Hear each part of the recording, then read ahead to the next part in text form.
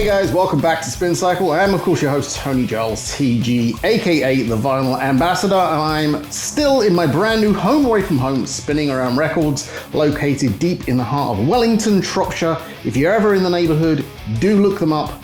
Tell them TG sent you. Now, on the last episode, I spoke about the man himself, Otis Redding, and how I was having a nice soulful September. And it got me to thinking about soul music and relaxing and just generally kicking back before we have Halloween, the spooky season, and before you know it, Christmas will be here.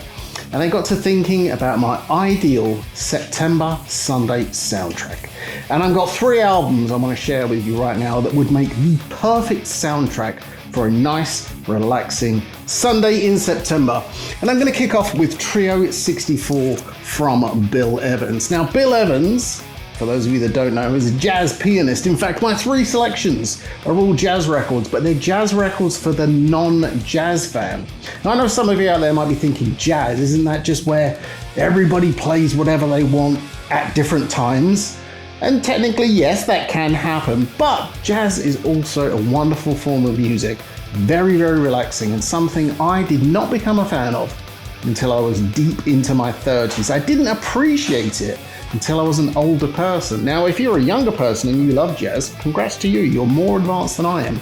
But now I'm a firm fan of jazz, and Bill Evans happens to be my favorite jazz musician. In fact, if you look at my record collection, Bill Evans is the artist that holds the most space in my collection. He has 2 or 3 Cadillacs worth of real estate.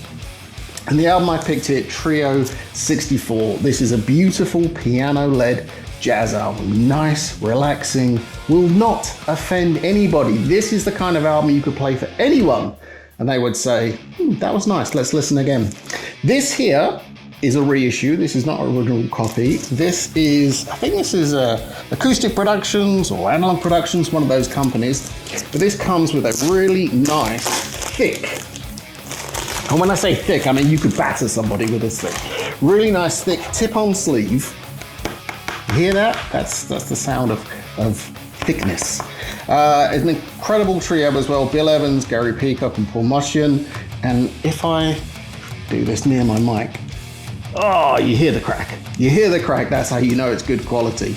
It's got the nice Stoughton style tip-on jacket, and it does come on black vinyl.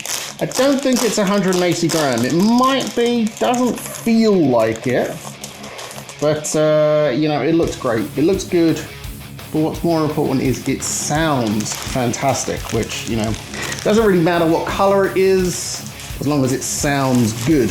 This Bill Evans 64, Trio 64, would be my ideal pick to start things off. And then I might move into a little bit of Miles Davis. Now, Kind of Blue, you may have heard of this album before.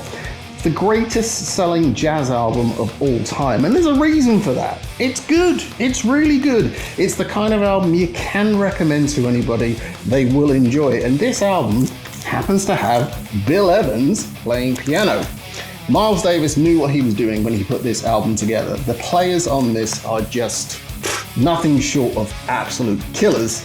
And what I have here, this is a Japanese recent pressing from the Sony Japan plant. Sony Japan have opened up a little while ago, and they're pressing records again. And this here, I imported this one because I was curious to how it sounds, because this openly admits that it is a digital transfer. So the record you're listening to here is from a digital file. It's not one of those all analog cut jazz records.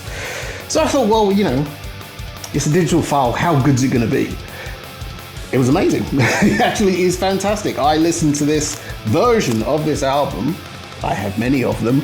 This is the one I listen to a lot. It sounds really, really good. And I'll show you the package. Released in 1959, this album has been turning heads and turning people into jazz fans for a very, very long time. And look, it's one of those things for me to talk about it. I can tell you how wonderful this album is, how it sounds fantastic, but unless you actually grab a copy of this and listen to it yourself, you're never really going to know. And this is one of those albums that has been in print forever. It will never, ever, ever go out of print. Go out of your way, find a copy of Miles Davis' Kind of Blue. It is the perfect soundtrack for any day, But if you just so happen to be listening to it on a Sunday in September, I guarantee you will not go wrong. But now the first two albums I spoke about, they were both instrumental albums, and you know, instrumental albums aren't for everybody, I get it. Some people do love the vocals, and that's why I'm going to finish up with my main man, Mr. Chet Baker, one of the best male vocalists I think I've ever heard in my life. Not only was he an exceptional trumpet player, but he had a voice that could literally melt you. The way he sang was just incredible.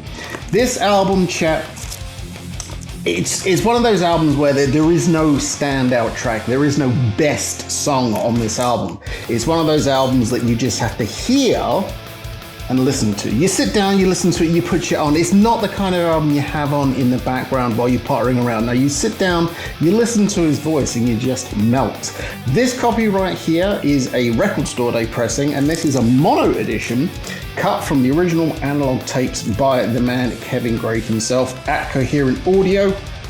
And this has been wonderfully recreated to look like an original Riverside pressing. No, it's not. I don't remember how much I actually paid for this. All I know is it did not set me back anywhere close to what an original copy would cost. But it does replicate the original in every single way, even to the flip back sleeve, which is very, very cool.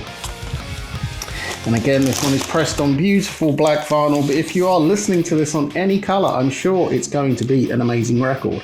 In fact, I wonder if this album was ever on colored vinyl. Doesn't strike me as the kind of album that would be, but who knows?